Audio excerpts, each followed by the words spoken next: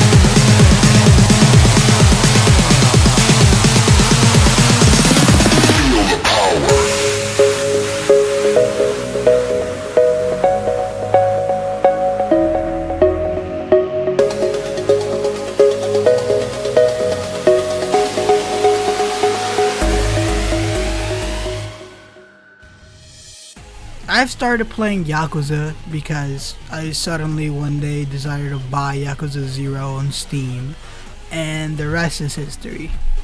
I fell in love with the characters immediately. Kiryu, not so much, but Majima? Oh my god. I love Majima. For me as a consumer, what I like to consume is character. I love when things have character, and if there's something Yakuza does right, is character. Now I'm not talking about characters, although Yakuza has amazing characters. I'm more so talking about how the game feels. Everything from all the different kinds of gameplay modes that the game has to how it tells its story. Everything just feels unique. Like I've never played another game like this. But I feel like that's enough introduction, okay? Let me introduce you to the world of Yakuza. In most games, there's only one real way to play them. But I feel like Yakuza is kind of different. You could load up Yakuza and instead of wanting to proceed the mission, hop on and sing some karaoke. Fix your rhythm. Let me see how you doing. Maybe karaoke isn't your thing. Why not grow your real estate business? Or hell, grow your construction company? Or why the fuck not just walk down the street and help a dominatrix become a better dominatrix? And then get a sick new ability for it. No matter how you slice it, every side mission, every mini game, every little thing in this game is completely different from everything else. And in some cases, that may cause chaos, Too many factors might distract the player, but bro, in Yakuza, they all work in unison. The gift of choice makes you want to come back to the game, because if you're not a story-driven player and you really like to play rhythm games, in between chapters, you can hit the karaoke bar, look at one of the amazing cutscenes that are pre-rendered, and just vibe. But there's not that many songs in the Yakuza karaoke minigames, so that could get old pretty quick. But by the time that gets old, you're gonna hit up the side missions, because they each are funny as hell, completely out of this world scenarios, and they're all pretty unique as well. They all pretty much end with beat this person or do this favor for me, but the interactions with the locals of this fictional town just makes up for it. Sometimes you're gonna meet the embodiment of lust. Or you can meet the dominatrix I spoke about earlier. Or discover a hidden panty selling ring in high school. There's a bunch of weird shit going on in this town, and it's up to you to fix everything. But you know what? Side missions are whack, okay? I get it. Sometimes you don't want to do a side mission. Sometimes, Debbie from accounting screamed at you today, and you feel kind of down, and you need a little pick-me-up. Well, Yakuza has just a thing. You can bet in wrestling matches between girls in bikinis. Need I say more? There's a bunch of side things to do in Yakuza. Racing RC cars, growing a real estate company. There's too many things to even talk about in one video. And most games don't give you that. The side missions are all bland. Is go get me this item, bring it back to me, and I'll give you something in return. Barely any cool writing in the side mission. It just feels like a waste of time most of the time. But in Yakuza, not only could you get new abilities or new combo moves or whatever, but you also get really funny dialogue alongside with it. This in turn adds replayability, and it makes you want to come back to the game.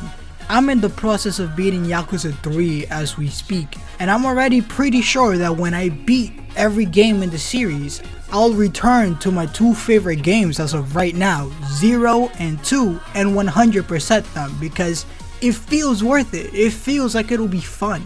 But maybe you're like pre-Yakuza me, okay? Maybe you're like young JC, not knowing that side missions could actually be cool. Well, that's no problem. Yakuza 0, which is the game I recommend you play first, has an amazing story. And that's a trait that every game in the series for the most part has. This video isn't so much a video about one particular game. It's more so of the entire series until 3, because that's the game I'm playing right now. So I won't give you the best plot summary, but I'll give you enough for you to understand how good of a story this is. Our main character for the Yakuza series up until 3 is Kazuma Kiryu. He's a Yakuza. For those of you who don't know what a Yakuza is basically the Japanese mafia. Our buddy Kiryu here got framed for murder, and now he has to clear his name. But there's a lot of shit going on, and he's in the middle of something he had no idea was going on in his town. But on the other side of the coin, you have Majima, another main character and a main staple to the Yakuza games. He's running this cabaret called the Grand, okay? And he's running this cabaret not by choice, but because it's a punishment given to him by his Yakuza family for something he did in his past. But now he's stuck in a rock and a hard place. He doesn't know if he should go back to his past, the thing he wants the most, to become a ruthless Yakuza, or to become a savior and an actual hero to someone. Kiryu's story is all about bursting your ceiling every single day, kind of like Goku. To never let your will shake and always stand firm and get what you want. While Majima's story is all about really getting to know what you really want, Sometimes the road we think we want to walk is the most dangerous one and the one that will lead to our destruction. And sometimes it's better to walk another way. Majima's story is a little bit more personal. It has to deal with love. It has to deal with loss and overall learning how to let go of things. It's pretty touching, and the ending, I'm not gonna lie, almost made me cry.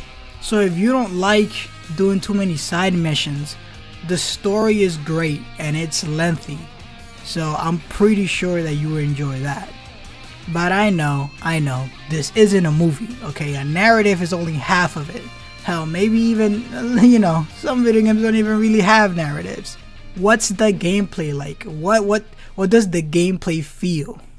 Well, have you ever wanted to beat the shit out of an entire city while breakdancing? Because if you have, Yakuza's got you covered. Dude, fighting in this game feels so good. Like, you just punch everything, you throw people around, you break tables on top of people. Like, it feels like the perfect chaos. Zero in particular has the characters stand in different fighting forms that gives them different fighting styles. My personal favorite being Majima's breakdancing, because how the fuck could you not love a character kicking ass while breakdancing? I'm not sure if the different fighting styles come back later in the series, as Zero was made late in the series' life. But I'm up to 3 now, and up until now the only game that has different fighting stances is Zero. But the other games have different ways of making the game interesting. One has the whole Kiryu learning how to become a fighter again.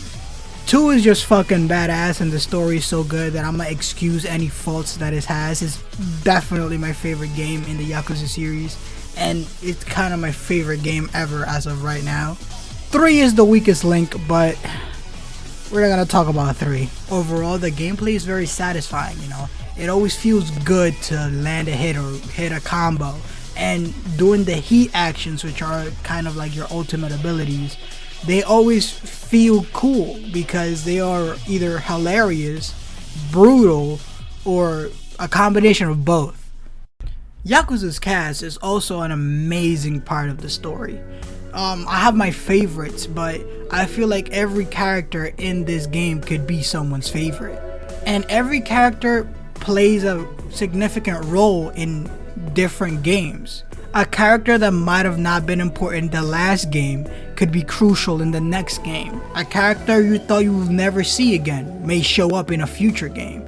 It keeps you guessing as to who come back and who won't. You have your staples such as Majima, Kiryu, and such, but there are also new faces that come around that kind of stick around, and other faces that you wish could stick around, and you really hope they could stick around and totally not meet a gruesome fucking fate. Listen, if he dies, I am going to burn.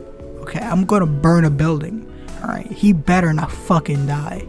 Now, the Yakuza series is pretty fucking long. Each game is a good amount of hours, and there's like 7 fucking games, you know, it's insane. But in each game, these characters grow more as people. They feel more real. Seeing Kiryu go from this heartless stone man to actually a caring, devoted father, it's pretty fucking dope. Not only that, because I feel like the father angle could have been explored more, and Kiryu is still too stone-faced for my liking.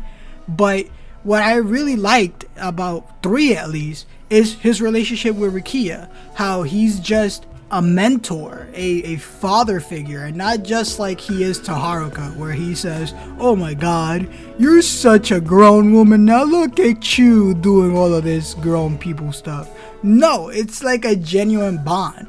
And you could argue he has that with Nishiki, but you know, for things that I'm not gonna talk about, if anything, his relationship with Nishiki just pushes how much growth he has to go through to even be at this point with Rikiya.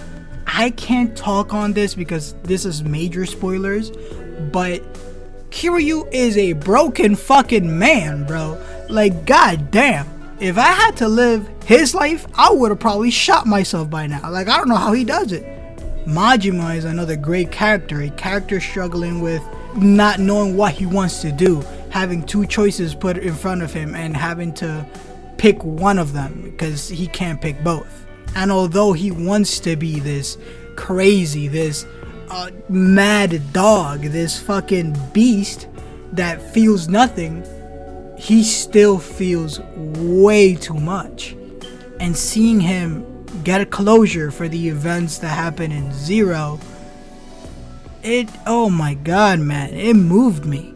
The son of the head of the Tojo family, some spoiled kid, you know, he's the hotshot in his own little league, but once he's put in the bigger pond, he chokes. He can't outperform the rest of his colleagues.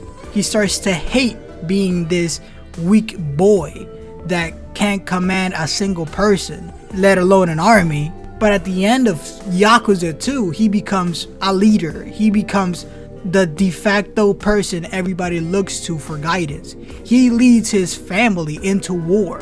And I gotta say that, watching that, it inspired me almost. Like, I wanted to go out and do something productive. Each of these characters go through such immense growth, and it just feels good to keep coming back and watching them grow even more. It feels like you actually know these characters.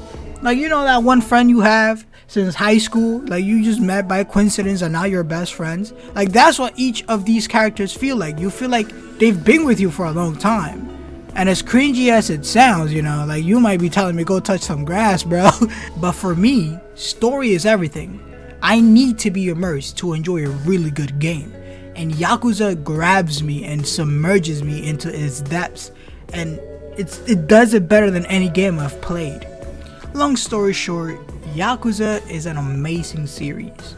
And I highly recommend you pick it up. It's a big ass time vacuum. It'll suck away your time. And every Yakuza game has this thing I call the Yakuza curse, in which you pick it up for the first time, you play it for a while, you drop it, forget about it, and then you have to pick it up later because they have very slow starts. But trust me, as soon as it picks up, it won't stop. It will just keep on running. These games' story is so convoluted at times that they need to set up all that, you know, build up. You need to know who's the patriarch or what family, because many families are always at war, you know. They're laying down foundations, but trust me, those foundations pay off by the end. Except for 3. Okay, I don't know what the fuck they were doing, but Yakuza's 3 start is on some bullshit. Like, I don't mean to turning this into a rant, okay? I don't want to end this video in a rant, but how am I 5 fucking chapters in, okay? And something barely fucking happens, bro. Maybe it's because the start of 3 was so fucking boring, you know? Like, yeah, it was cool seeing Okinawa, and yeah, it was cool seeing Kiryu being a dad, but it got real old after the first hour or so. And you put me through 4 hours of that shit, okay? That aside, the games are, in my opinion, masterpieces. From story to gameplay, there is so much to uncover. There's collectibles everywhere, there's a shit ton of mini games to try out. I just feel like it's a well-rounded game that gives you a lot of things to do with an amazing story at its core. I'm not a critic, I'm just some dude in his chair making a video. But in my humble opinion, I honestly think this is one of the best series to come out in recent memory, at least to me. Yakuza 2, in my opinion, is the gem that stands out. Yakuza 2 is, man, that fucking game is good. It's probably, like I said earlier, it's probably my favorite game ever. I believe you should play the games in chronological order, because 0 is probably one of the best games in the series. It will feel like a downgrade once you play 1, but you know, you get used to it. I feel like I'm repeating myself and rambling at this point, so I'm gonna end the video here. Thank you all for watching. As always, like, subscribe, do all that bullshit. Give me clout on Twitter, give me clout on Instagram, okay? I might make a separate Instagram for this channel, because right now this channel's Instagram is kind of like my art Instagram.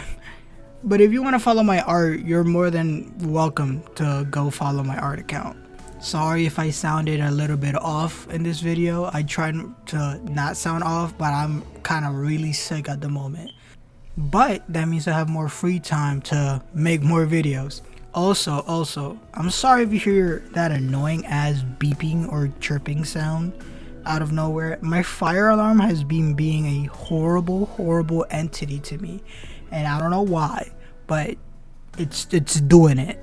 And yeah, I think that's all the housekeeping stuff. Don't forget to do your chores, and man, I'm so bad at outros.